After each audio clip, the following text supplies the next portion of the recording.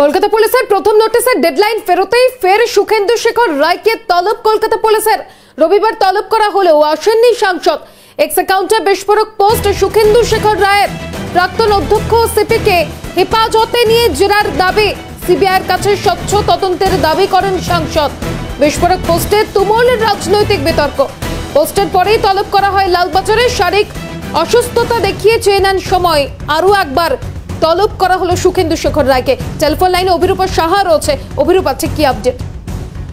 দেখো মাসুমা, গতকাল সুখেন্দু শেখর রায়কে একটি নোটিশ পাঠানো হয় লালবাজারে হাজিরার জন্য, যেহেতু তিনি কলকাতা পুলিশ কমিশনার এবং প্রাক্তন অধ্যক্ষকে সিবিআই হেফাজতে নিয়ে জিজ্ঞাসাবাদের আবেদন করেছিলেন। শুধু তাই নয়, তিনি বলেছিলেন কেন ঘটনার 3 দিন পরে ঘটনাস্থলে স্নিপার ডগ গিয়েছিল। যেহেতু এই তথ্যটি সম্পূর্ণ ভুল এবং তার জন্যই মূলত কলকাতা পুলিশের তরফ থেকে গতকালকে তাকে নোটিশ দিয়ে ডেকে পাঠানো হয়। কিন্তু তিনি বলেন যে তার শারীরিক অবস্থা ভালো নয়, সেই জন্য তিনি আসতে পারবেন না।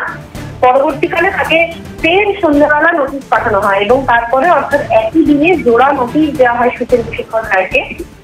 আপাততভাবে যেটা এখনো পর্যন্ত খবর, যে তিনি তার অবস্থানে অনড় রয়েছেন। তিনি এখনো বলছেন যে তার পক্ষে যাওয়া সম্ভব না এবং তিনি যে ধরনের কথা বলেছেন বা যে দাবি তিনি করেছেন সেটা একেবারে নিশ্চিত যে তিনি এখনো সেই দাবিতেই অনড় রয়েছেন। তার কারণ পুলিশ প্রশাসন প্রথম থেকেই গোটা বিষয়টি ধামাচাপা দেওয়ার চেষ্টা করছিল।